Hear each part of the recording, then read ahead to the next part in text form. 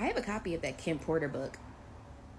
Should I read it? Should I make a series and read it to y'all? Because, like, it was only on Amazon for like 2 days. I got a copy, the full copy. Read along. Okay, y'all asked and I delivered. I have a copy of Kim Porter's book. Now, it is a bootleg copy, but it's a clear image of every single page.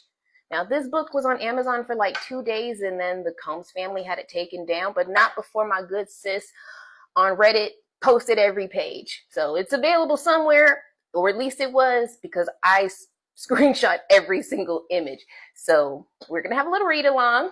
I'm going to break this down by chapter. Seems like the easiest route. The chapters are pretty small. It's only 19 chapters, so we'll come back, start a 19-part series. Whew. So, RIP to my name, twin Kimberly. This is justice for her. So, quick disclaimer. I am reading a work of fiction. This is not a description of anything that I have created, and I am not associated with anything that this book may or may not accuse. This is completely for entertainment purposes only. Now, with that out the way, let's get started. Kim's Lost Words by Jamal Millwood. Just so y'all can look that up yourself. Jamal Millwood and Kimberly A. Porter. Disclaimer. One of Kim Porter's final wishes was for the memoir diary to be made public. Out of protection for certain parties and their potential criminal activity, some celebrities, performers, and events have been represented with X's. Due to their highly explosive nature, at some point in the future, this information will be revealed to the public. Regarding Kim's sudden death and the mysterious illness of Albie Shore and Jamie Foxx, evidence does exist that points to foul play and or poisoning. God bless Kim Porter and all of Sean Combs' victims, both male and female. Chapter 1, Introduction. Soon after high school, I started landing modeling jobs. I couldn't believe it. It was all happening so fast. I met my husband, father of my oldest child, and one of my oldest friends in life, Al B. Shore. It was a whirlwind romance. I was 19 when we got married, and no, it did not work out. Al is still one of my best friends to this day. Our son Quincy is such a talented and wonderful young man. At that time, I had no idea my relationship with Al was going to introduce me to the man who I would spend the better part of my adult life with, a man who I would love and cherish and eventually fear and hate. I don't want to put the cart before the horse, but I will say, although I knew what was going on, I turned a blind eye many times. Here I have to tell this truth. Unfortunately, because deep down I knew everything that was happening, but I lied to myself a lot. He was so charming, a wolf in sheep's clothing, a devil, and I fell for it. This story must be told, despite the fact that it will hurt my children. I cannot hide it any longer. Sean Combs must be stopped. I was born to loving parents Jake Porter and Sarah L. Porter in the Peach State of Georgia. All through Columbus High School, where I graduated in 1988, I knew I was going to be famous. In 10th grade, one of my best friends, Tina, said to me, "You won't make it here in Georgia." I knew if I really wanted to be famous, I would have to leave my hometown, in my home, Georgia.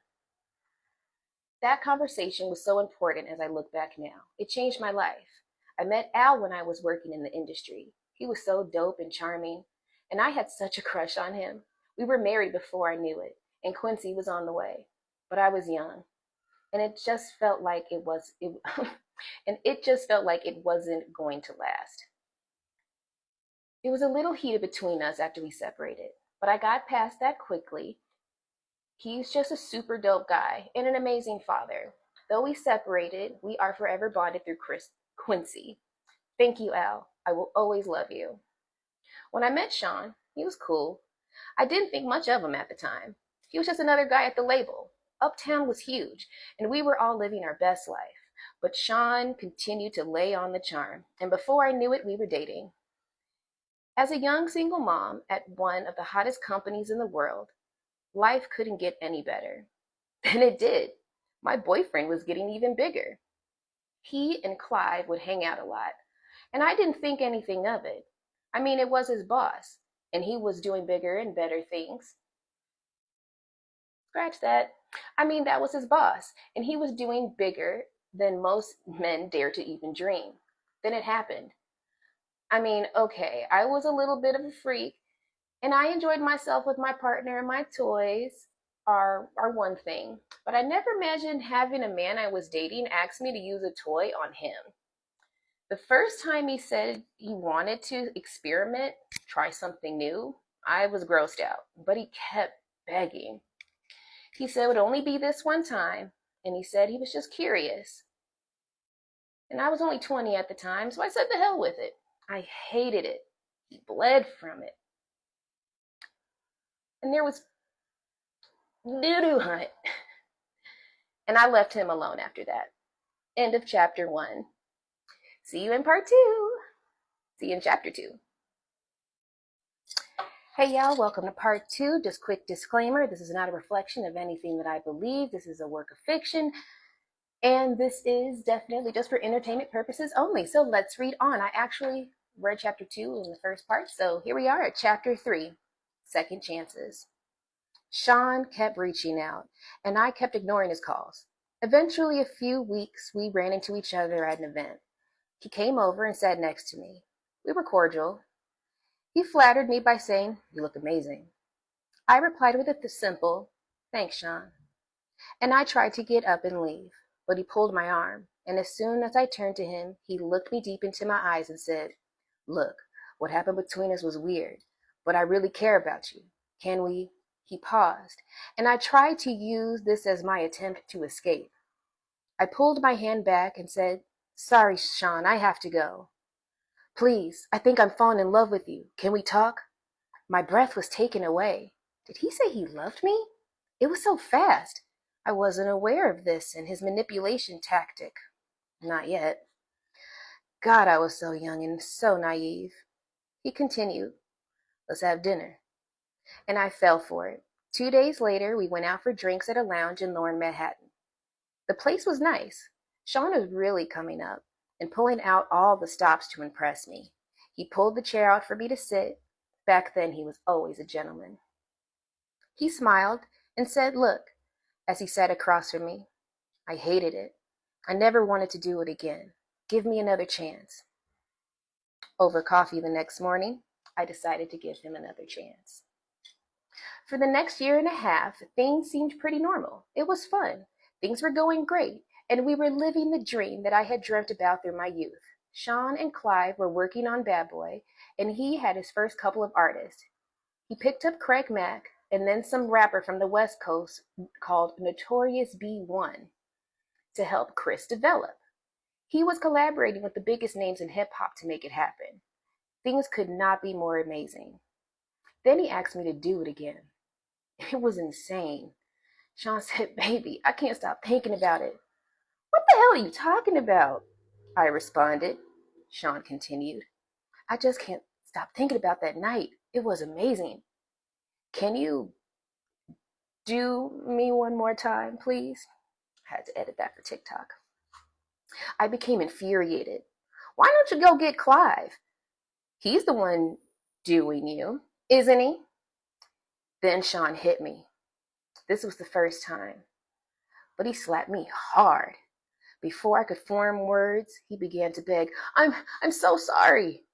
Holding my cheek where he hit me, I turned and ran off. That should have been it, but I guess I'm a glutton for punishment. He sent flowers and a bunch of expensive gifts. Then we bumped into each other at another industry event. He sat down next to me. It was like deja vu. Sean started, "Imagine running into you here." Get the fuck away from me. I'll have to go back and bleep that.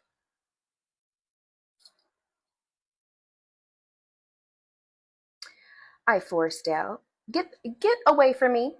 I forced out. But he became more serious and said, "Look, baby, I'm sorry." But I just glared at him. "There's nothing you can ever say to me. Nothing." After that awkward silence, he finished, "You know I love you. I love our son. He's my son." I don't know how to fix this, but I'll do anything. I'm sorry. Crud. He can be so sweet. Here he goes on that love thing. This time, it's not falling in. He was great with Quincy, and to be honest, despite everything, I missed him. As he stood to walk away, I remember hearing myself saying, "Call me later." What the F is wrong with me? End of chapter 3. See you in the next chapter, chapter 4 next. Hello again. All right, it is time for chapter 4. Before we get started, quick disclaimer, this is a work of fiction, and I am just reading someone else's work. This is not a reflection of my beliefs or opinions. And back to the book.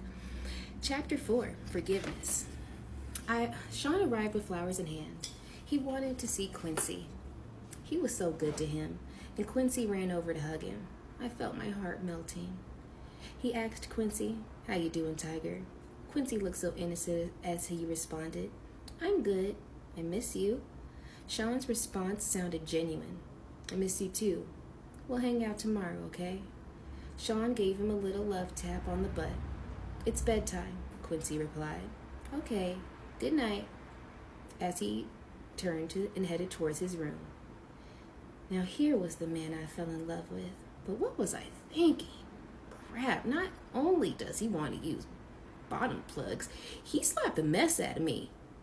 So why am I still talking to him? They say that love is blind, but is it stupid too? As Quincy left, Sean looked at me and smiled. "Baby, let's go have some fun. The babysitter's on the way. I just want to show you a good time." I was so mad at myself for melting, and I said, "Okay." We sat on the couch laughing and genuinely having a good time when the doorbell rang. The babysitter had arrived, and we left. As we exited the house, a big man climbed out of the limo and opened the door for us. He wore a sharp suit with a pew-pew noticeably tucked under his arm. I thought to myself, he could have made that invisible, or did he want me to see it? Despite my reservations, Gene was a sweetheart, and he was very courteous and polite. As he tipped his head and said, "Good evening, ma'am," Gene drew a smile out of me as I responded, "Hello." Gene and I would see a lot of each other after this day. See you in part 4. This part's so juicy, I had to re-record it 4 times because for some reason TikTok keeps automatically deleting it. So I'm going to read it as kindly as I can. Chapter 5. Oh, before I get into that, disclaimer, this is a work of fiction, not mine. Not a reflection of anything I believe in. I do not know these people, and this is for entertainment purposes only. And back to the book. Chapter 5, Sean Kneels. The year passed, and thankfully we didn't have many bad arguments, although Sean was strangely getting into voodoo. He would put curses on people, and I wasn't sure how to respond to that craziness. My problem as a single mother is that I wanted to be married. He always had excuses and delays to coming to commitment and marriage. His label was blowing up, Biggie dropped, and it was just about over. He also signed Mary J. Blige, and of course I found out that he slept with her. We fought. He claimed it was a mistake, and my stupid butt took him back again. Sean asked me for a 3-way with her, and at first I was mad, but Mary was beautiful. And it was our first 3-way. I loved it. Mary was sexy. And I would not be doing this a lot, but it was so hot, and I was young, and exploring my sexuality was enticing.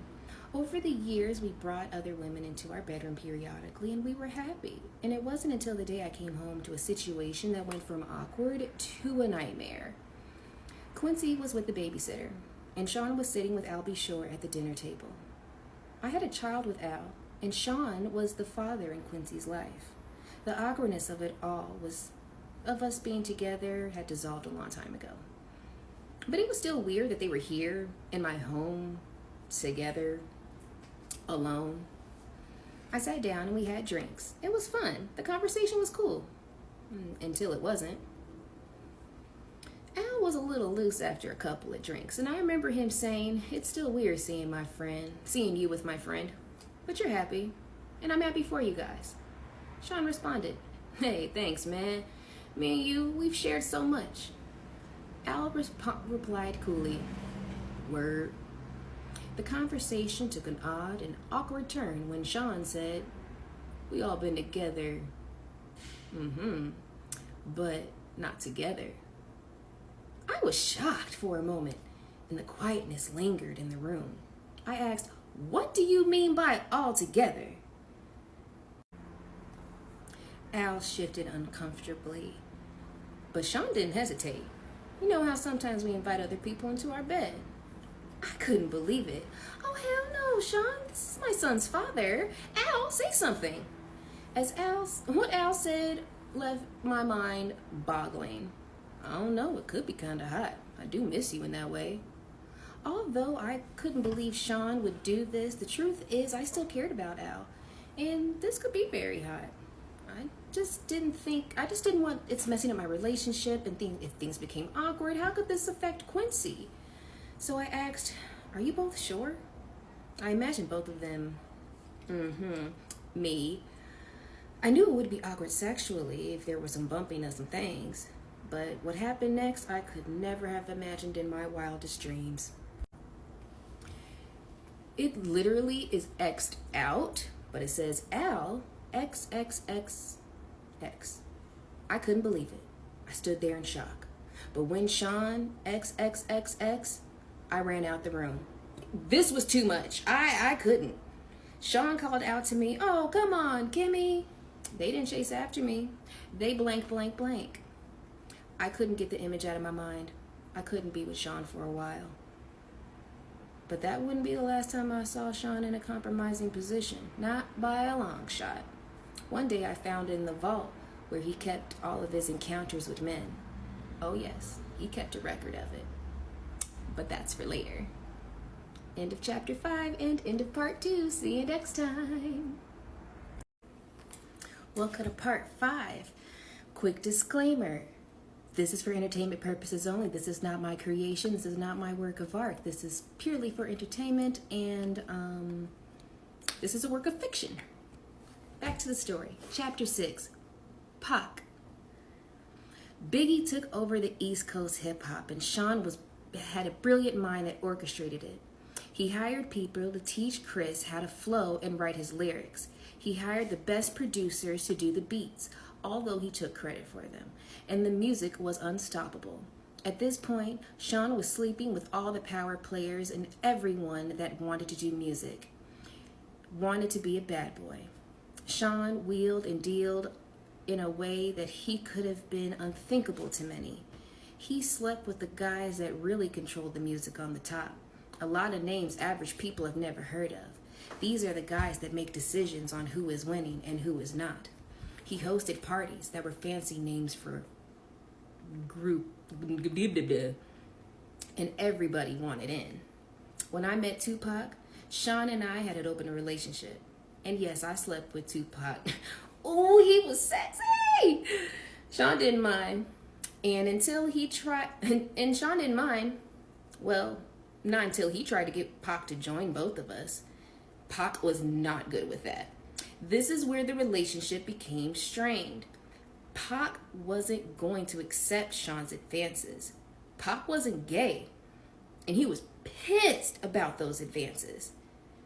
We were all in Sean's house. I was drinking, they were smoking, and everybody was just relaxing. Sean came in, and I'm sure he would call it a smooth approach. My baby bad, isn't she? Pac threw me a sly smile. Yeah. I felt myself blush. Sean was now in full swing. You think you could hit it better than me? I couldn't believe he disrespected me in that way. I was not playing with that response. Sean, what the F? Pac came to my defense. Damn, bro, you ain't got to do the sister that way. Pac appeared upset behind Sean's words, but Sean went in for the kill regardless. I think my is bigger than yours. I bet I can make her faster than you. What's up? Pac was appalled.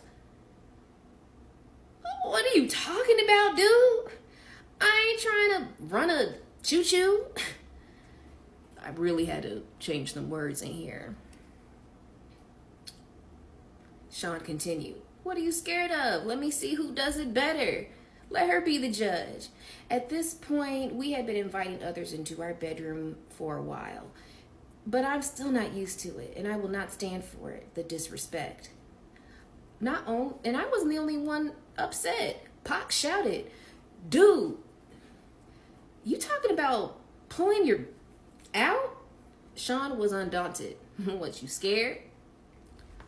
Pac simply left. Things were contentious since then. The two could not be in the same room. Pac avoided me as much as he did Sean. And when he did bump into each other, the tension was palatable. It felt like blows could be thrown at any moment. Months passed and only the tension between them. It was so uncomfortable, but nothing life or death.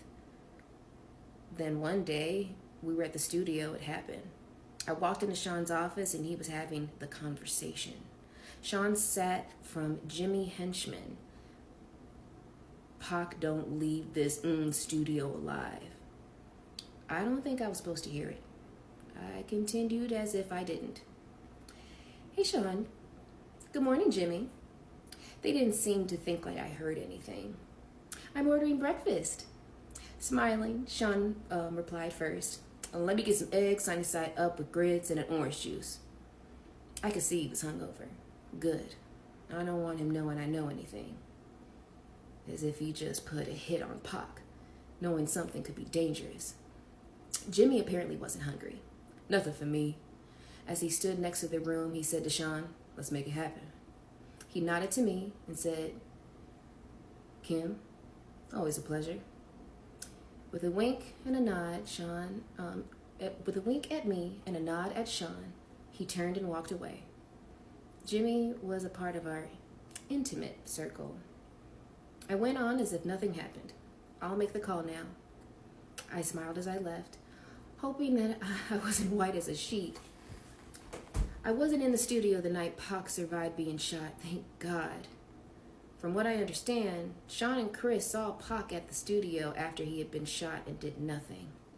The way God works, after being shot, Pac made it to the elevator and tried to escape, but it stopped on the floor that Sean and Chris were on. And when the doors opened, they saw him lying on the floor, riddled with pew-pews, and the fact that they didn't call a whoop-whoop, although they saw Pac lying in a pool of his own drip-drip, could be evidence. It was all the evidence that Pac needed. Of course he assumed they placed the hit. Pac was a soldier. This was nothing that was not going to be unanswered. Pac didn't do well. He lost a ball. But he survived. It was orchestrated by Sean Puffy Combs, was the orchestrator. End of chapter 6. End of part 5. See you next time. Welcome to part 6. We are about to get into chapter 7. Quick disclaimer. This piece of work is completely fiction. This is for entertainment purposes only. This is not a reflection of anything I believe in. Let's get back to the book. Chapter 7. Threats. At this point, I knew I had to get away from him, but I was scared. Is he going to take my life?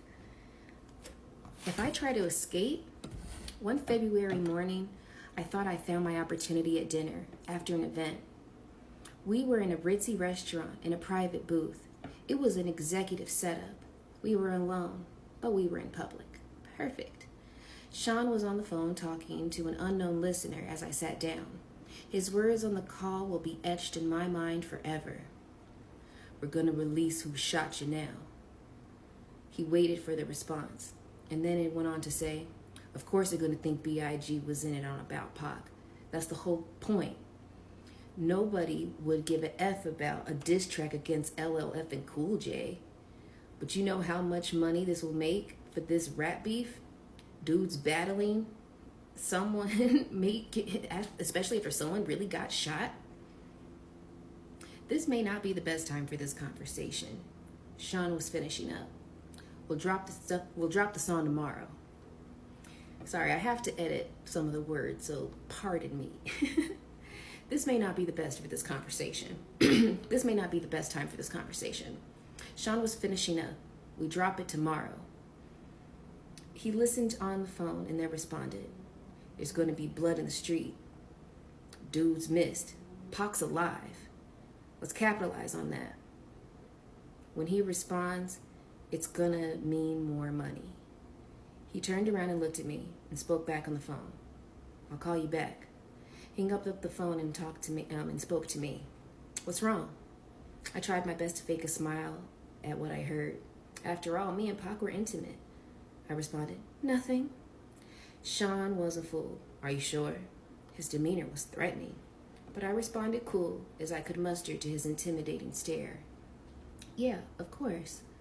He took my hand saying, that's wonderful. He began to squeeze it until it hurt as he continued. Because seeing you walk in the office while I was talking about killing that MFer and you not saying anything to me had me a little bit concerned. His grip was starting to hurt badly. You're hurting me. As he continued to squeeze tighter. You pretending you didn't hear anything was a sign of loyalty to me. Not something I should be concerned about, right? I had no choice but to give him an answer that he wanted. I knew I was trapped when I responded. Of course I'm loyal to you. Let me go. Excuse me. Of course I'm loyal to you. He let me go as he responded. Good. And remember, I'm the big D. I snatched my hand back in pain. He smiled and said, let's start off with a good wine. He snapped his fingers and his favorite wine was poured for him.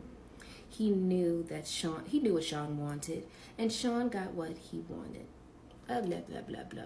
Blah, blah, blah, blah, blah. My bad, y'all. I snatched my hand back.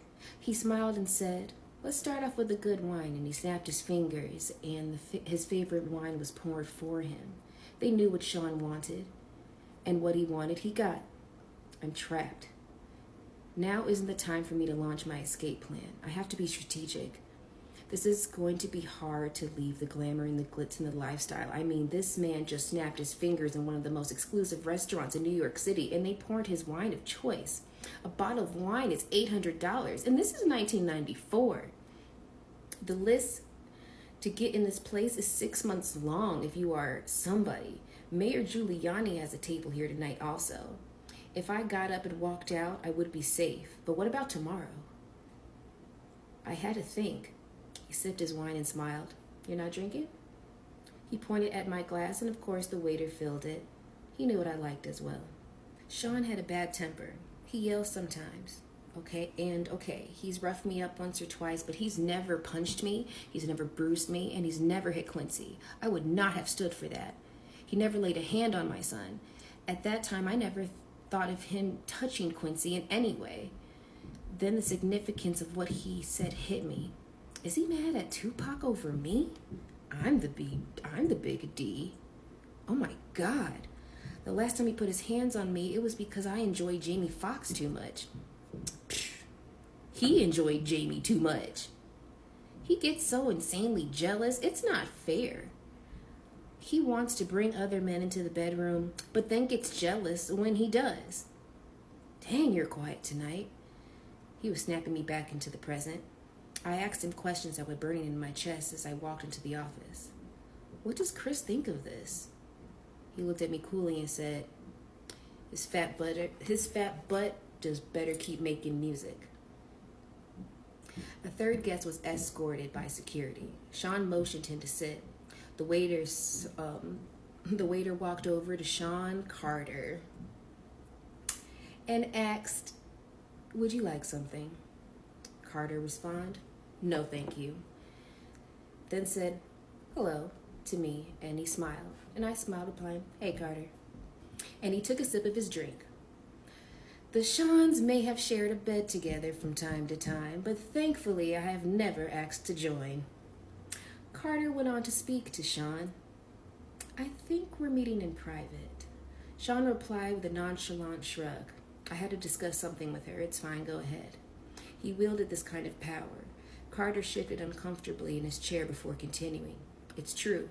Chris and Pac want to start their own label. Sean slammed his fist against the table, shouting, "Doesn't anyone have any effing loyalty?" Carter, well, it's not happening right now, right? Sean peered at Carter with distrust. Why the F are you so willing to share this information with me? Chris is your man. F, he brought you on. You're stabbing him in the back. Carter responded with indignity. First, I'm tired of being that dude's son. I need to come out from under his shadow. Sean smiled slightly. Okay, I respect that. Carter kept going. On top of that, this dude is making moves, and it should have been with me. Sean looked at Carter blankly. Pac put Chris on. You know this. What's really this all about, Carter? Don't try to play me. The Jay-Z of today wasn't born yet. This young Sean Carter was over his head. Cornered, he had to spill it out. I want a spot. Ambition. Now that's a man I can work with. Sean made a grandiose gesture towards Carter. Waiter, get this MFer whatever he wants. Carter smiled. Thank you. Sean responded, honesty and ambition. We're going to make a lot of bread together. Carter ordered a drink and he stated again. Guess he won't be leaving with that dude who to do their own label now. Sean responded to the normal air of arrogance. Why don't you let me worry about that? I took this as my cue to escape. When I told Sean, I'm going back to get Quincy. Sean was wrapped up in his conversation with Carter and barely noticed he excused and had to have the limo drop you off. We didn't eat. He didn't care. I smiled and kissed him on the cheek and left. Woo-wee. End of chapter 7, and I will see you in the next part. Peace. All right, y'all, I officially said too much. One of my videos got muted, so I'm going to have to re-record chapter 8. So now we're a little bit out of order, but if you go with the flow of the captions, then you'll still stay on track. All right, y'all, so we have to get on to chapter 8, and I'll be very mindful of my words. It must be juicy. Actress, model, and fashion designer Khadijah Jones was Tupac Shakur's fiancée and daughter of record producer Quincy Jones and actress Peggy Lipton. Being around other celebrities was just a part of life. Meeting Khadijah was one of those events. As time went on, we became close. We hung out together, we went shopping, and so on. So it was time. So when it came time, I met Kimora.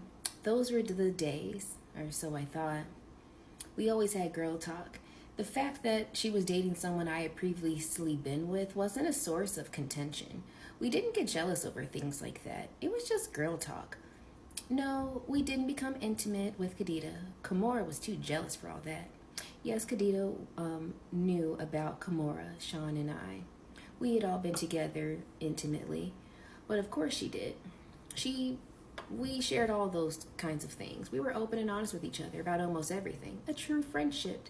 Except I couldn't be open and honest about everything. Not anymore. Sean made sure of that. Khadijah and Tupac were the greatest couple. He was so cool and yes, sexy. She was so beautiful and fun. Before all the tension and beef, we used to all hang out together. It was always dope vibes. But with Tupac's pew-pewing and suspicion around Sean and Jimmy, the vibes around Khadijah and I weren't always perfect. And then came that night. Award shows weren't anything new to us at this point. We got dolled up for the men as they got groomed. We didn't choose what we wore. A stylist prepared our color palettes. A makeup artist did our makeup and the hairstylist did our hair. This is just the way of things. We shared the best stylists in the business. Sometimes we'd go all to the studios and the events and got our measurements taken, but this time Khadijah seemed different.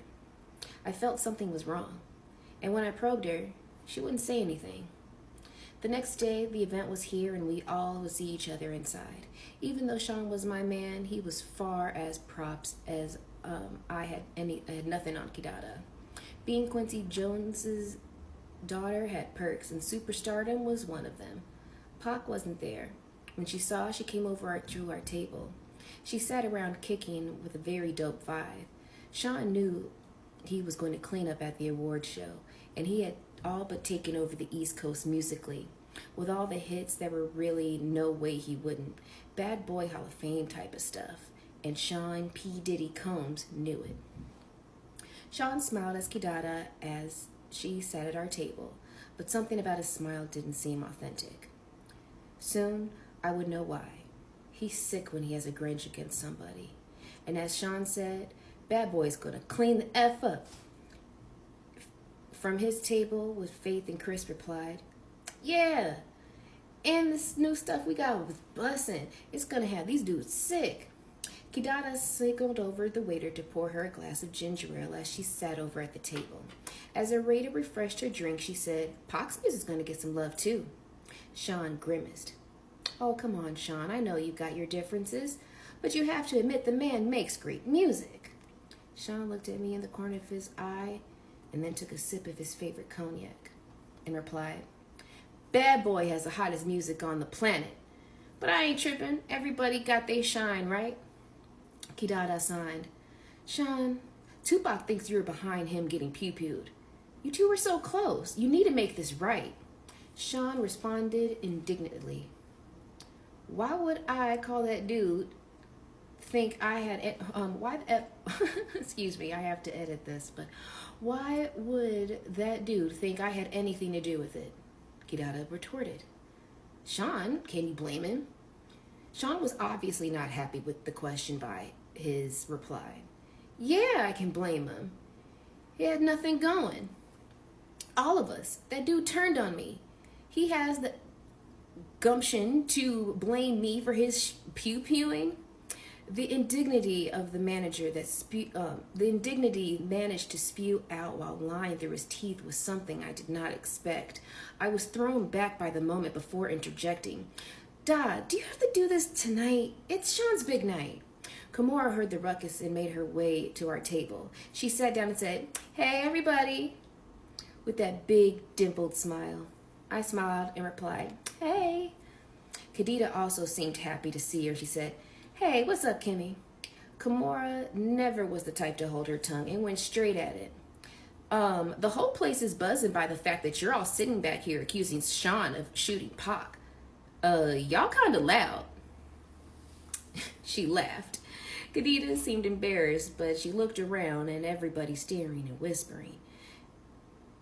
But she wasn't about to back off. She doubled down.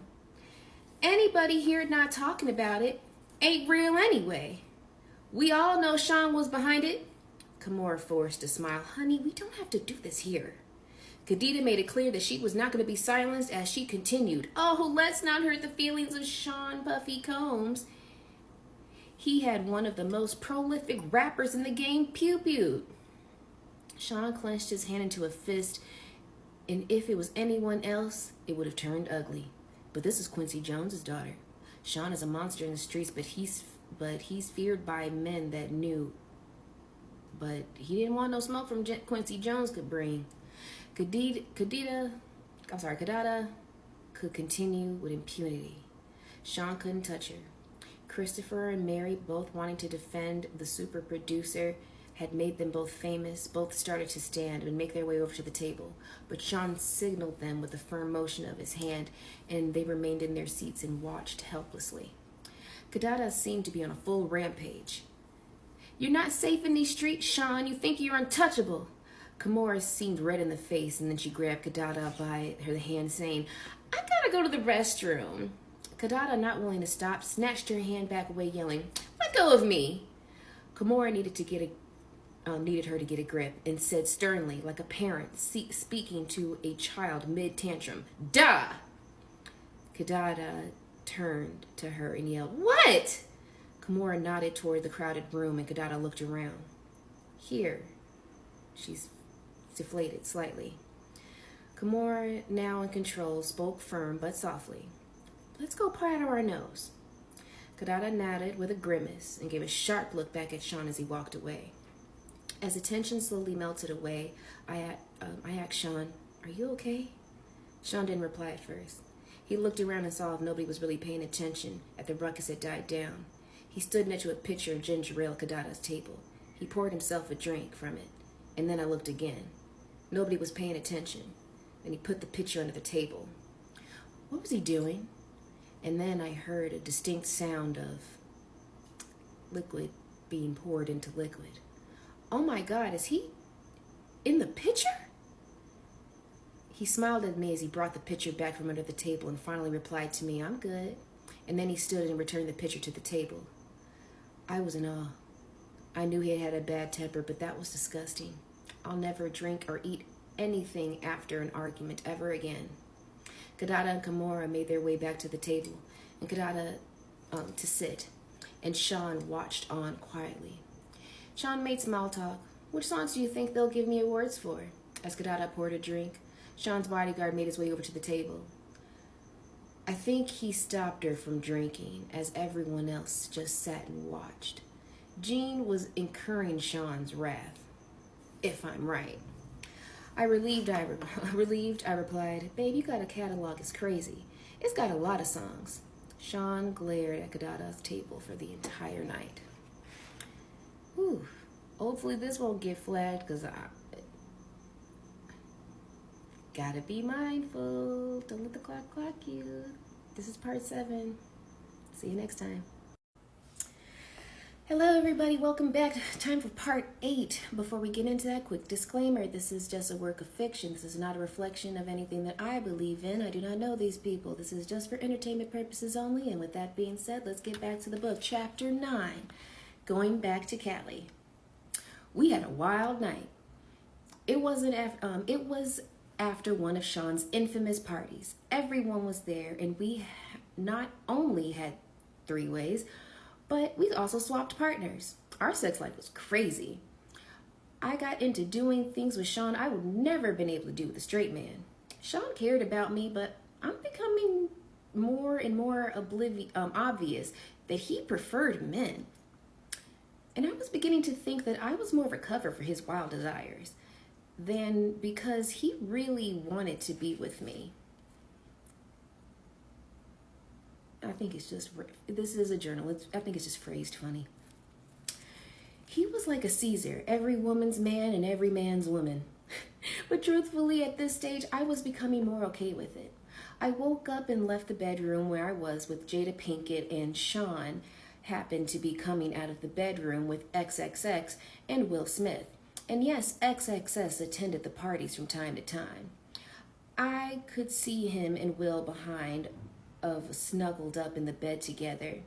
I was grateful I wasn't asked to join that room. I didn't really like XXX. Sean smiled when he saw me. Good morning.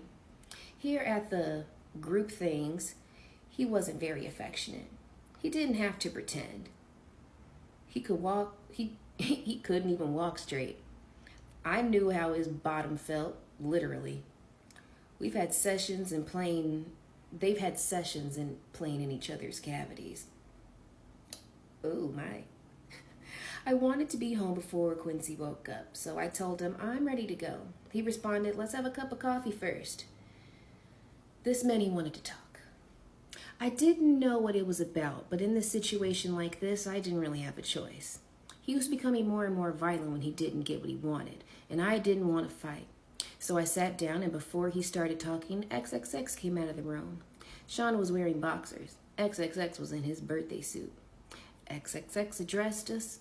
Good morning. When he turned around, the order was in order to close the door, there was a dried stain on his back. XXX walked over, pulled a chair out, and sat down next to us and lit up a blunt. Sean stretched out and smiled and said, this East Coast, West Coast beef is more lucrative than I thought, but it's getting dangerous. XXX responded, surprised. Business first thing in the morning? Damn, cuz, you own it. But you know, I don't got nothing to worry about it. You got it past, Daddy. XXX smiled coyly. Sean apparently had some talk about what this XXX was as well. Because he said, I can't protect everybody, especially if someone is no longer going to be on my label. It was apparent that XXX was taken aback by the turn of events by his reply. Sean, are you saying what I think you're saying? Sean continued, it's taxing on my resources to protect people. Someone that isn't 100% on my team can't get 100% of my protection. What the hell is going on here? What does Sean want from me? This morning it is turning out to be way more than I expected. I have to go. Quincy is looking for me. Meanwhile, XXX apparently wanted to clarify. So let's be clear, if something happened, XXX made quotation marks with his fingers. One of your artists that was leaving your label anyway, it would be considered. He makes another set of quotation marks out of your control, is what you're saying. Wait a minute, can they be talking about Biggie? Is Sean saying that he won't protect Biggie? At this point, I was too young, too naive, and too hungover to understand what was a lack of protection. This was a hit. But where did this come from this morning? An older, wiser me understands now. I didn't comprehend it all those years ago. Sean was just getting the real reasons that he had XXX there. The word was that to lose, the world was about to lose Biggie. XXX laughed. You a cold MFer. Sean said, why the F would you protect someone that isn't going to stick around? I made him. That dude should be worshiping the ground I effing walk on. I was thinking, Sean's ego is rearing its ugly head, and all I wanted to do was get out of it. But instincts told me I need to tread carefully. So the next move I had to be calculated. I didn't really want any part of this, not even implicitly, implicitly. But I was dragged right into the middle of it. If what was happening here ever comes out, I will be held as an accomplice. But even though those thoughts crossed my mind, I couldn't pretend like that was okay. I said, but Sean, he hasn't left yet. They're just rumors. Are you going to let him die because of some rumors? Sean glared at me in the anger of his voice, obviously stemming from hurt, as he said, I know when I'm being betrayed. I'm not killing anyone. But I'm not protecting anybody. That doesn't have my back 150%. F that. This was really out of control. My mind began to race. Is there a way to get through to him? Maybe I could use the finance route. Sean, he's bringing in so much money. You put so much money into cultivating him. Are you going to throw away all that money? And that's when he revealed how he thought this meeting really was. If he leaves and takes all the money I invested into creating him, Sean sighs. But if he can't protect himself and something terrible does happen, when the money I would make off of his death would blow away all the money we made so far. I was perplexed. Sean, he continued, he's worth more to me dead than alive. Sean Combs was a calculated monster. XXX chimes in. I get it, fam. A lot of people out there want Biggie dead too. Without your protection, he doesn't stand a chance in Cali. Biggie is going to die. This is crazy. I dare not say anything else about it. Sean smiles and stands over at the safe behind a picture. He pulls out a bag marked with XXX name. He turns to XXX and says, that's why you're worth your weight in gold. You understand me? Here's a little something to take care of my peoples. XXX smiled. Sean, I love you, baby. You know I got your back. Your problems are my problems. I'll make sure I have them people take care of your people. I think it's time to get out of here. This is crazy. I attempted to leave again. Sean, I want to get Quincy before he wakes up. Sean looks at me responding, it's getting late. Give him a kiss for me. I'm going to get out of here. Thank God. XXX always has something to say. I'd love to meet the little tyke sometime. Not a chance in hell. Something about this guy really creeps me out. I forced a smile. That would be great. I made my exit. End of chapter 9. Rumor on the streets have it that XXX is the West Coast Unk, the big dog himself. All right, y'all, I gotta tread lightly. Part 5 already got me like a flag for inappropriate language, so I gotta be real mindful of how I phrase this thing. So please excuse me if I sound a little funny when I use filler words. So once again, this is not my opinion or my art. This is just, for entertainment purposes only. This is fiction. Chapter 10, The Lies You Tell. At this point, the relationship between Sean and I had been off and on for quite a while. We were off at this point. He had put his hands on me again, and this time for something that didn't even happen. It was all in his head. When the phone rang, I picked it up and said, "Hi, Sean." He sounded trepidatious. I don't know what that means. Sorry, y'all. He said, "We've been broken up for a while this time." "Yeah," he continued. "I don't want anyone to know about my," he searched for the right word, provocativities. I smiled. "So you don't want people to know you're gay?" Sean exploded. "See, that's why I effing lose control on you." So I just plainly stated, "Goodbye, Sean." "Wait," he screamed. "What, Sean? I'm sorry, okay?" "You're always effing sorry." He took a deep breath. "I have to do something to cover myself." I sighed. "Do whatever the F you want, Sean. When you see me in the news, it's not real." This made me calm down for a moment. What could he be talking about? He continued, "I'm only doing it for the press." "Doing what, Sean?" After a long pause, he continued, "She knows what it is. She's pretending to be a cover for me." "Sean, what the hell is going on?" There was another pause.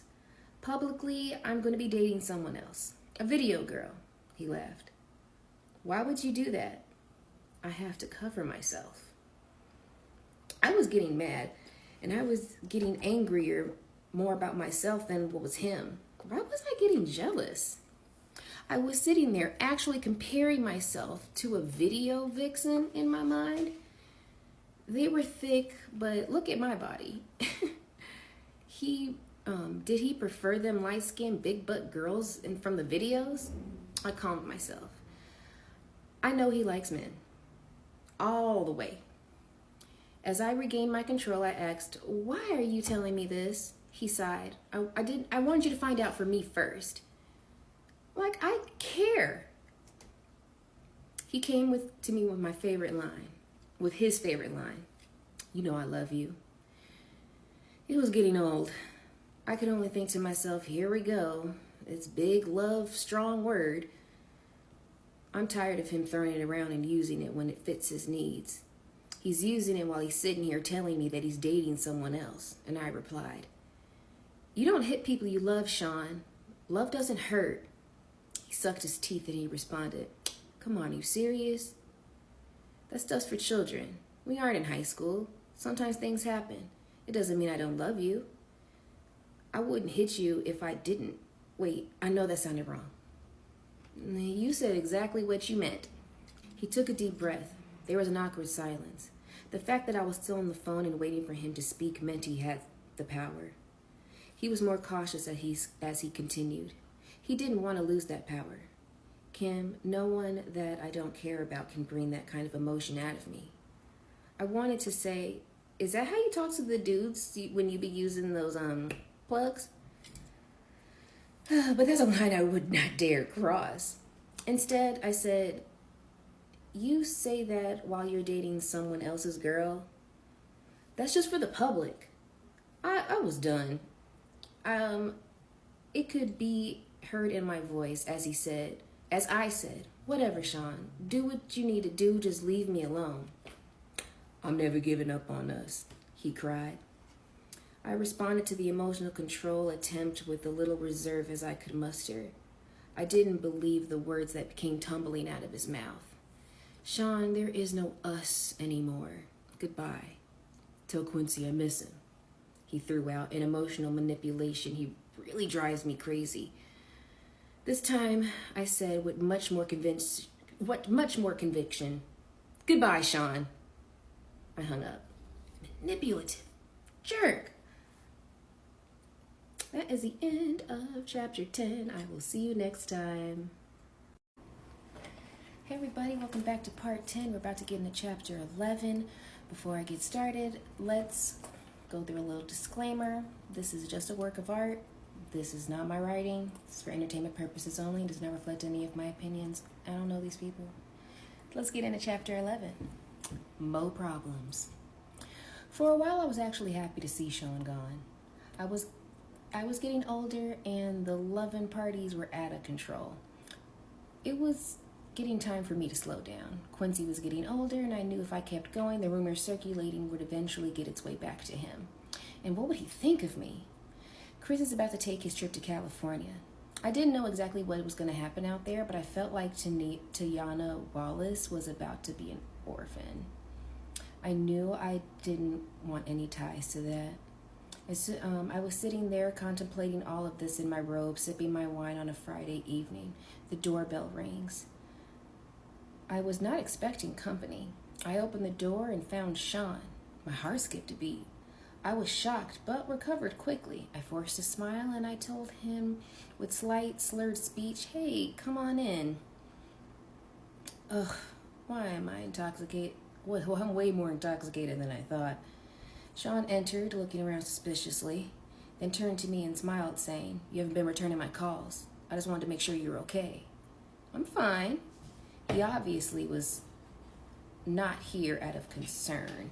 He was checking to see who was here. Sean was controlling like that. Even though we were not together and he was dating someone else. He started making his way to the living room. I attempted to put a quick end to his visit, but it came out of a little more directly than I intended. "So since you see I'm fine, can you let me go to bed now?" Part of me wanted him to stay. As he entered the living room, I was forced to follow. Sean was very direct with his inquiry.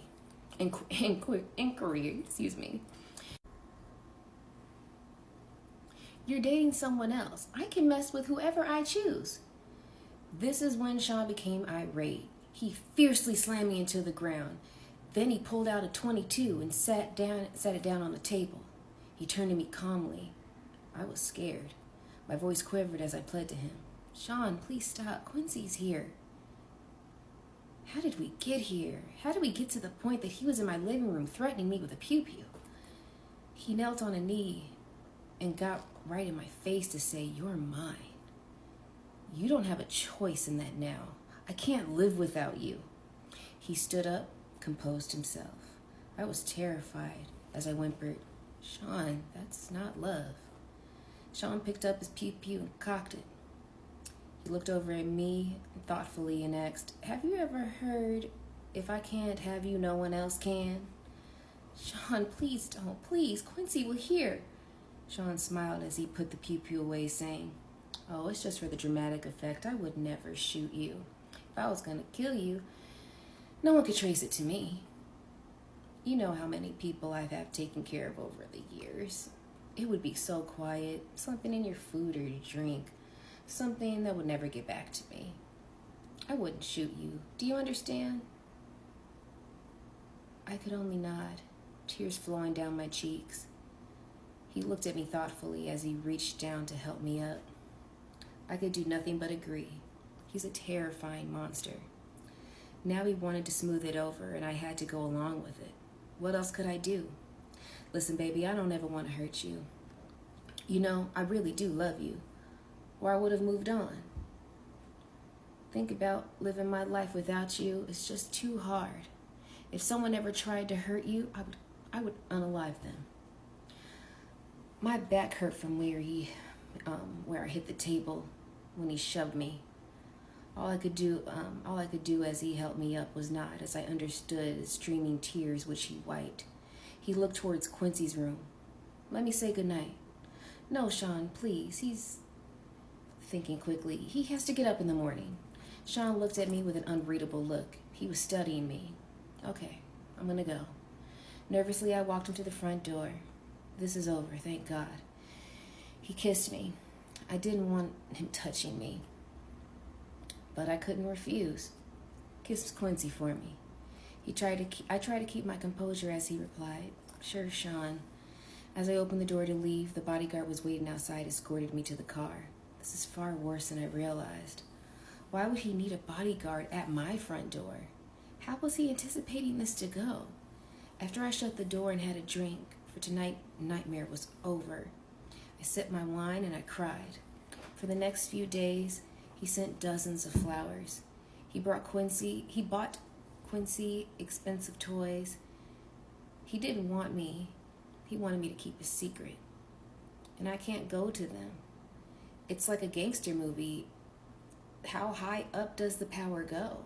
How far does his reach? The FBI? The CIA? Who's not corrupted? Or will get silenced under the chain of command? Can anyone help me and my child? He found his way back into my bed, and I had no choice. End of chapter 11. See you next time. Hey y'all, welcome to part 11. I know y'all can tell I'm getting tired, but you know what? I've committed to finishing this book, and I'm gonna do it. So we're on chapter 12. Before I go any further, disclaimer. This is a work of fiction. This is for entertainment purposes only and not a reflection of anything that I believe in. I do not know these people. Chapter 12, Mama's Love. The calamity that ensued behind the death of Biggie shook the East Coast. It rocked me as well. Sean could have stopped it. He was complicit in it. He was a contributor. He knew what was going to happen and he didn't stop it. And this was his friend. No, they weren't nearly as close as Sean could have would have the public believe, but still, as far as Sean was concerned, they were great. To the public, they were just having an off and on relationship like a normal couple. I probably just seemed to be a money hungry girl. But the truth is, I just gotten used to not having a choice. Today, I recognize that it was a Stockholm syndrome. I was at his beck and call, and I had to be comfortable with it. Quincy had everything he could ever want, with the exception, of course, of a normal parental figure. That was the chapter that was so powerful for me. The mother's love is so real. One night, I was out with my boyfriend. Yes, we were on again. And he joined me for dinner, and we were joined by dinner, then none other than Mrs. Wallace. Sean looked over as security allowed Miss Wallace to approach the table and sit. Miss Wallace spoke with me. "Hello, Sean. Hi, Kim." The best smile I could. I smiled the best smile I could. What a situation. For all intents and purposes, she is sitting with her son's killer. I hope my voice didn't betray my feelings as I said, "Hi, Miss Wallace." Sean smiled also, and he said, "Hello, Miss Wallace. What can I do for you?"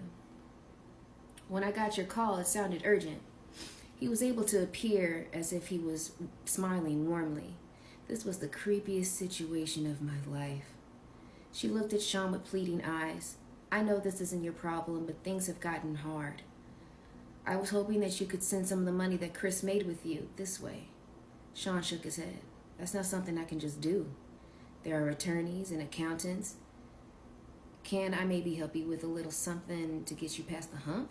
Sean reached into his pocket and digged for his wallet. "I haven't seen how much Chris has left. It's going to be on 2 years. It's just how long these things are going to take." Sean sighed as he replied, "These things are difficult, Miss Wallace. I don't know. The attorneys don't make it easy." Miss Wallace pushed further. "I don't understand what's so difficult. He worked for you. He made his money. Where is it?" Sean shook his head and saddened by what he was saying as he continued. "It's not that I can just give you his money. You're entitled to certain amounts, and they're trying to figure out what that amount is. I don't mean to sound cruel, but it wouldn't be fair to me if I just give you tons of money. You got rich off my son, and now you're keeping all this money?" Sean kept his cool and replied, I'm afraid business isn't that cut and dry, Miss Wallace. I paid for publishing, publicity, and I mean in all actuality, if I'm going to be straightforward, Miss Wallace, Chris probably owed me money. I won't know until this is all worked out.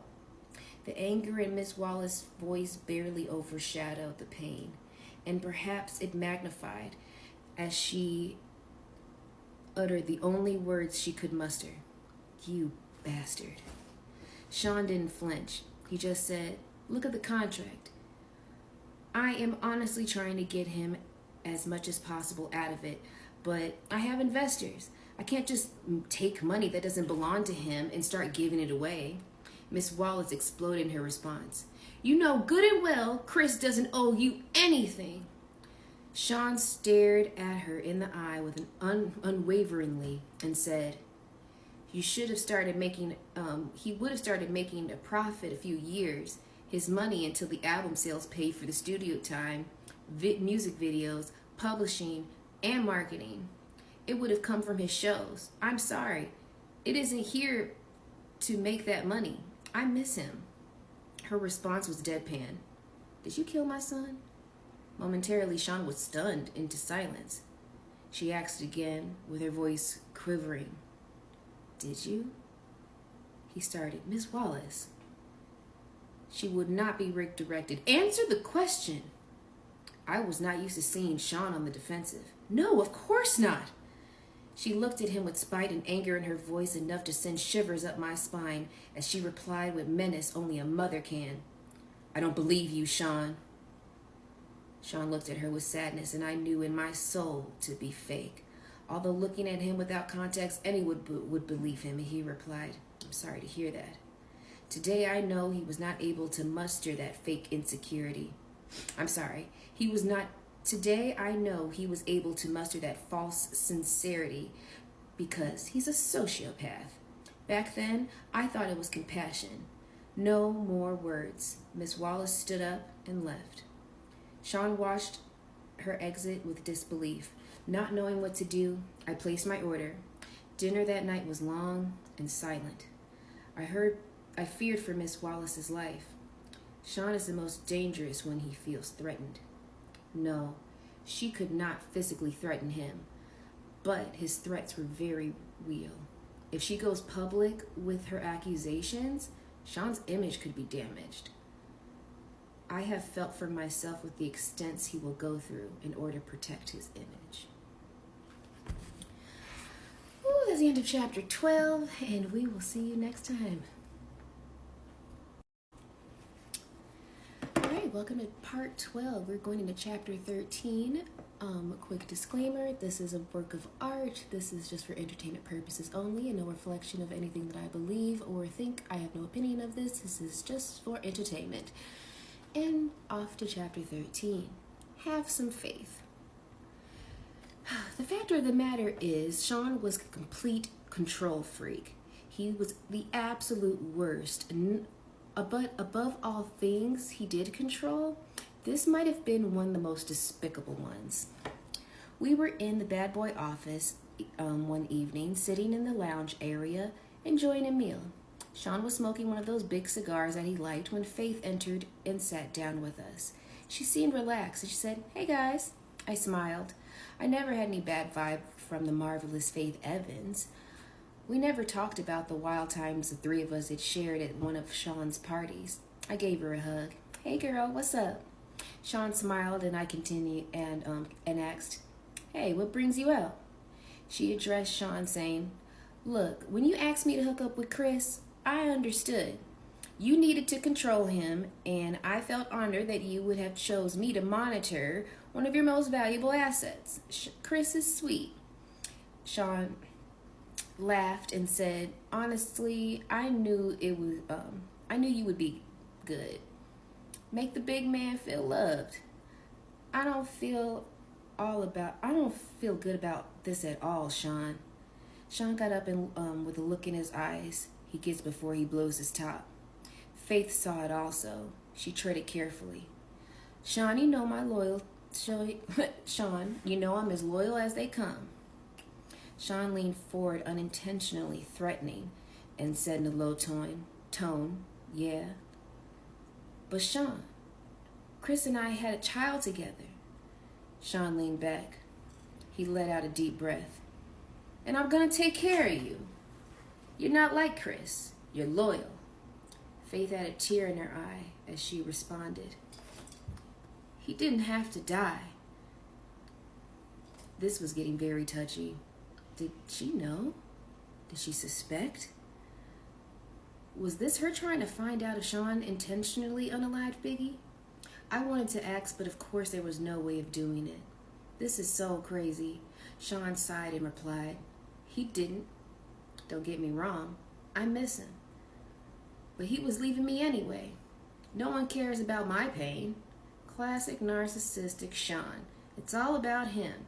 I was sickened for a moment. But his next sentence made me feel for him anyway. I wanted to share all of this with him. He was my man. Faith couldn't hide the anger that flared in her eyes, but she knew who she was talking to. She was careful as she spoke. Sean, you have friends that Sean, you have your friends you share things with. Sean sat forward again, and this time this malicious intent as he queried. What is that supposed to mean? Sean had no one, only you. And Sean lost it. That fat person, that other piece of poop I had, oh my goodness. Let me try to sum this up a little better. That big guy and that other dude that I had you sleep with, I interjected while in shock. You had her mess with Pac? Sean glared at me and he answered, Yes, messing with Pac. Those MFers were trying to start their own label and compete with me. Me! After all I did for that fat person. No, I was using resources to protect that mother effer. No effing way. As Faith started to cry, Sean looked at her and softened lightly. He spoke a little calmer. Look, I didn't hate him. I was hurt.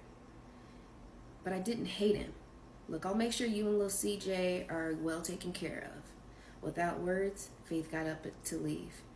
As she turned, Sean spoke softly. Faith? She ignored him. He called out to her again. Faith! She exited quickly. Sean looked at me. Dang! I really didn't know what to say. Sean had just told Faith that he wouldn't protect her husband because he was going to leave Bad Boy. And from a business perspective, I didn't agree with Sean there. If you were leaving and created competition for him, why would he spend resources on you? So I hugged Sean, and I also knew that he didn't have to send Chris to California. I wondered if he had realized that he had sentenced him to death. He hugged me back with tears in his eyes, and he asked, How am I the bad guy? Huh? I didn't do nothing but work my tail off to make everyone live comfortably, and I'm supposed to just let these dudes walk all over me. I held him in a comforting embrace and replied, No, baby, as he took me right there on the couch. Like I said, Stockholm Syndrome. And that's the end of chapter 13. See you next time. Welcome back, part 13. We are going into chapter 14, and quick disclaimer, this is fiction. This is for entertainment purposes only and not a reflection of anything I believe in, because I don't know these people. Chapter 14, Outshine. This particular evening, I was at Sean's house, and Quincy was staying with a friend. It was some alone time for Sean and I, until the doorbell rang, and Sean got up to answer it, and I heard a woman yelling. I quickly realized it was J-Lo. Well, we're just gonna leave it at that. Sean, what the F? She blasted. Sean responded calmly. Relax, baby. Why the H did you have to start pew-pewing? Isn't this what we have bodyguards for? Normally, this kind of situation arises, I remain quiet and just listen. I play my position, you could say, and I wasn't paying any attention to the news for the last day or so, even though it would be the only thing that anybody would be talking about for months. No one had spoken about it to me yet. So I entered the foyer asking, "What's going on?" Jennifer exploded at me. "What's going on? What's going on? This dude shot up the club." My jaw dropped, looking back and forth between the two. Sean spoke smoothly. "Jen, you gotta calm down." Jen wasn't having none of it. She continued, "Calm down, calm down. You pew-pewed a bunch of innocent people, Sean." Sean placed his hand on her forearm. It's a bonding texture. He was shrewd in handling her. He doesn't do this with me. Even if you knew what's happening, it works. Even if you know what's happening, it still works. It's an intimate contact without being personal. He was aiming to disarm her. This is not what it seemed to immediately sway Jennifer as she continued. "Why in the H did you think Biggie's replacement would take the fall for you?" Biggie's replacement? Wait, could she be talking about... I had to know. Are you talking about Shine? Jennifer didn't even look at me when she responded, "Yes, Shine." Sean continued with a calm and relaxed voice. "Relax, the situation is under control." Jennifer was not calming down. She went on. "They contacted my attorney for a statement. There are a lot of witnesses, Sean. There is no way you're getting away with this." Sean's arrogance can be immeasurable at times. He laughed as he asked, "You doubted me?" I couldn't believe it. I had to know. "Sean, what could you offer him to make him take that bid for you? Like, what?" Jennifer also remarked, "And what if he falters halfway through in his sentence and starts talking?" Sean responded calmly as ever. "He won't do that. People in jail don't cross connections on the outside." Jennifer looked deflated. "So you're gonna unalive him too?" How much does she know? Look, I'm not gonna threaten anybody. Shine is smart and loyal. He knows how it works, and when he gets out, he'll be well taken care of. Jennifer spoke defiantly. "Sean, they want to question me. I'm not perjuring myself. I'm not going to jail over this." Sean seemed so in control. I admired him for this point, but my spirit was broken. I felt bad for Jennifer. She catches one bad break after another, and this was a really bad break. Sean spoke with confidence. "Relax. Come in. Have a drink. Have your lawyers call mine. You'll never see a witness stand. I promise." Jennifer wasn't so sure. She asked him, "How could you possibly know that?" Sean smiled and he replied, "Between Shine's confession and the witnesses that gave their accounts, the cops won't need much else. The statement from your lawyer will be fine." Jennifer's next concern popped up. She explained, "My attorney? Sean, he's good, but he won't do this." Beaming with confidence, the only way a man with a net worth of Sean's can reply, "Sure he will." Jennifer shook her head defiantly, and she responded, "Sean, you don't know him." Sean's unbreakable confidence was ruling that day. Jennifer was giving in as he told her with a smile. "I got this." "Sean, are you sure?" Sean gave a wink. "My attorneys handle situations. Give him my number too." Jennifer seemed leery as she asked, "You're not going to threaten my attorney?" Sean laughed and replied, "No, of course not. Money talks, baby." He turned to me and said, "Take her inside. Pour her a drink." I had questions of my own, but we were going to make Shine's own... Take her inside. Pour her a drink. I had questions of my own. But were you going to make Shine the label's go-to man? What are you going to do now? Sean looked disappointed as he responded. He has the voice, but his flow, well, other artists with his talent are a dime a dozen. Look at Jen, he continued. He's not the once-in-a-lifetime kind of fine like Jennifer Lopez. Now he's throwing on the charm despite the situation. She blushed slightly. Sean continued, "Let's grab a drink. Let me handle the attorney situation. Don't worry about it." We left the foyer and went to have a seat in the living room. He tried to make a three-way happen between us, but it didn't work out. Not that day, at least. Woo. I'll see you next time for chapter 15. All right, let's get into chapter 15. Quick disclaimer, this is a work of art. I do not know these people. This is not my opinion. I am just reading this for entertainment purposes only. Chapter 15. Queen Biatch. Kimora Simmons and I went out to have some drinks. She was looking at me seductively, and I was turned on. We were going to go back to my place afterwards, but suddenly I had a sip of my drink, and I felt like I had to vomit. I excused myself, and I barely made it to the ladies' room. When I came back, Kimora was like, "Are you feeling okay?" "I'm fine." I had just been under the weather for the past couple of days, and I think I'd better head home. She said, "Your breasts are looking kind of plump there, girl." Embarrassed, I whispered, "Not in public." She replied simply, "Are you pregnant?" I was taken aback. Now, why would she ask me that? And I had to sit there for a minute. I bet in her head she was like, wait for it, wait for it. Then it hit me. Crap. Then she gave me a minute before continuing. "So what you gonna do?" I didn't understand gonna do. If it's Sean's, F it is. With the shock wearing off and the scope of the situation takes a hold, I respond, "I better go get a test."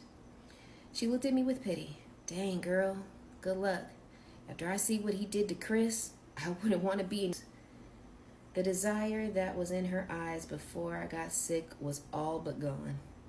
And I began to stand, and I realized that she said to me, and I paused. She looked at me flatly and said, "Ain't nobody stupid, girl." I didn't know what to say, and still question lingered in my mind. Everything. Did Puffy intentionally kill Chris? She brought me back to the moment, saying, "Go." Not knowing what else to say, but knowing I had to deal with my situation right now, I replied, I'll hit you up." She sighed and simply replied, "Good luck." Let's keep going. Chapter 16. Christian. The next day I was sitting on the couch, deep in thought, when my doorbell rang. When I let Sean in, I went to let Sean in, This was going to be scary. We made our way to the living room and we sat down. Quincy was asleep. Sean seemed legitimately concerned. "What's so urgent?" I didn't know what else to do. I just blurted out, "I'm pregnant." The air in the room was thick as J-Lo. He was quiet. What was he thinking? He asked the obvious question, "Are you sure?" I spoke rapidly. "I was on the pill and I'd get rid of it. I'm sorry. I just wanted you to know." "That's wonderful. That's great." I was so confused. "Huh? You're not mad?" He laughed. "Mad?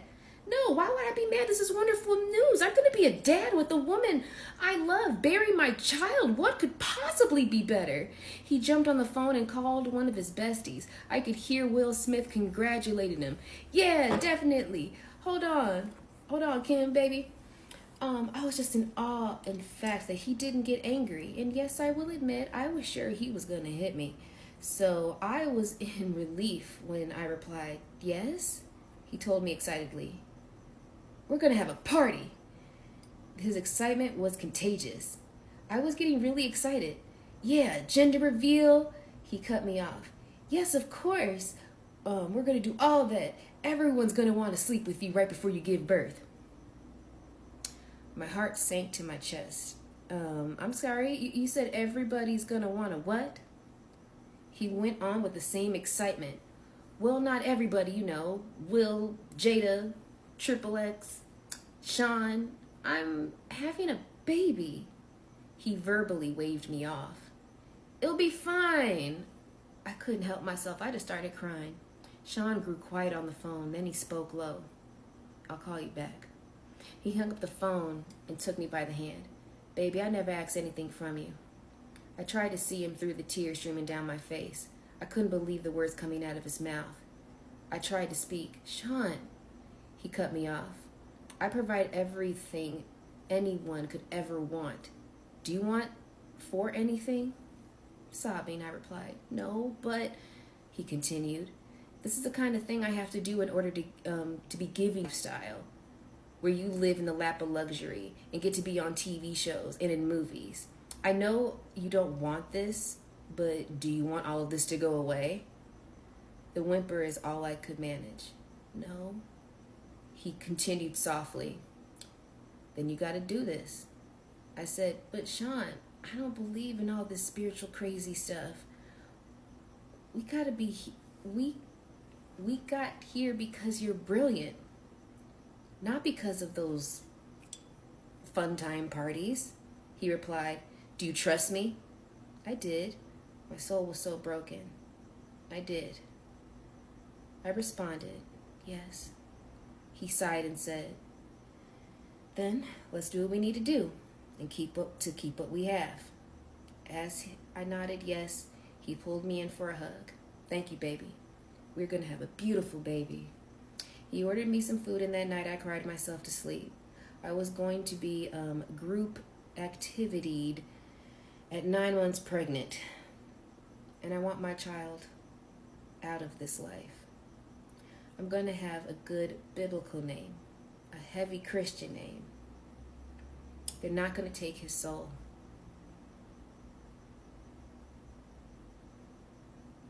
I'll see you in the next part.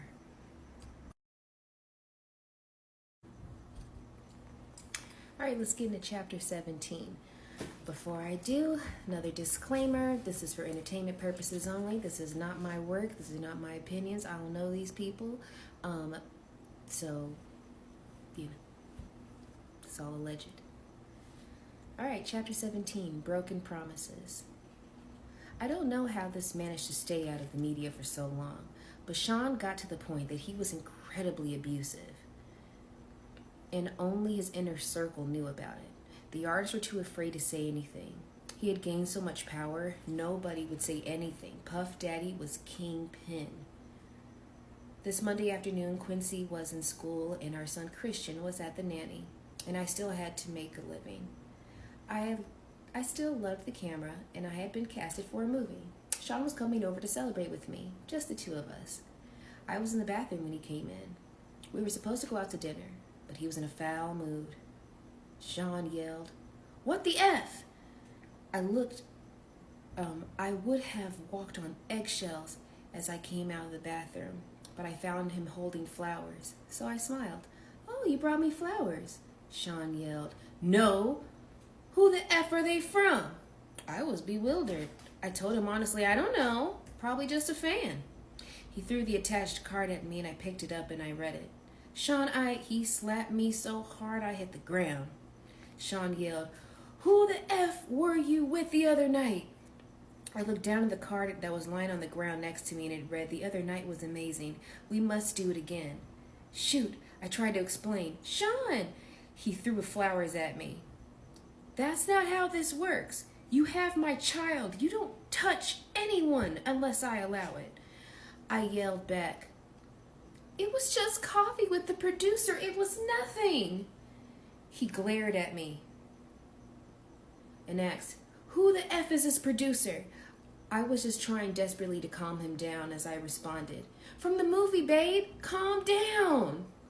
He picked up my coffee mug and slammed it against the wall. Coffee flew everywhere as he yelled, "Who the F does he think he is?" He's just some producer. We talked about a role. Me, maybe starring in another movie that he wants to produce. I swear that's it, Sean. Sean exploded even more. He wants to put the move on my effing family? At the top of his lungs, my effing family? He flipped the table over, breaking it. It was a heavy table, but Sean's stronger than he looks. I pleaded with him. "Sean, please." He yelled at me. "What?" I tried my best to calm him down. He probably didn't know. It didn't come up. You're publicly dating someone else, so he screamed at me, and somehow it seemed even more intense. "So you didn't tell him to back off?" "Sean, I didn't." And then out of nowhere, he hit me with a chair. I don't remember anything after that until I woke up in the hospital room. My arm was in a cast, hanging from a sling. My face hurt. My eyebrows were in intense pain, as was my lip. As I came to, the first face I saw was the man who put me there. Sean asked with concern in his voice, "How are you feeling?" I responded, "Stay away from me." "I'm sorry. I don't know what came over me. I save it for the lawyers. Stay away from me." We were in a private hospital room. No one would hear me. I could scream if my life depended on it, but it wouldn't matter if I did. If I rang for assistance, I wouldn't get any. He kept going. I was just so jealous. You know who I am. You have. He took a hold of my left arm, the one that wasn't slung up in a cast. "You have our beautiful son and our family. At this point I had enough. The one you slutted out right before giving birth? Are you kidding me? Stay away from me. Don't come near me or my kids." He continued to plead. "I'm sorry, baby. I promise. I'll never put hands on you again. I swear." I've heard this song so many times. I spoke through gritted teeth. "If you come near me or my kids again, I'm calling the cops." A flash of anger returned. "You use my kid to threaten me?" But then he caught himself. "I understand. You're angry." I glared at him and I cut him off. "I'm serious, Sean." But he spoke blandly, with no energy. "And tell them what? You had a car accident? They'll pity you. That you hit your head." He was going to make me look crazy. They were going to believe him. He's the kingpin. Ugh, you jerk. Sean spent the next 6 months helping me heal and working his way back into my life and back into my bed. I was so stupid. And of course, I wasn't cast for the movie either. From what I understand, that producer died from pneumonia. End of chapter 17. I'll see you in the next one. All right, everybody, this is the final part. We're on chapter 18. Quick disclaimer, this is for entertainment purposes. I did not write this. These are not my opinions. And this is all alleged. Chapter 18, Sweet Goodbyes. Sean kept his word for the most part, until he didn't. I ended up pregnant again, and he wanted that energy from that too. This would be my last giggity party. My body would never be ravished by so many people again, especially while I'm pregnant. What if something happened to the twins? After that, I wanted out. I wanted to try dating someone else, but they would end up dead, usually from pneumonia. I knew Sean was behind it, but it was not a coincidence. He got so jealous of a guy and they would unalive of pneumonia. I could be next. If I'm going to get out of this alive, I'm going to have to do something to make him stay away from me. I had a plan, but it's dangerous. Sean had a vault where he keeps all of his videotapes of his conquests.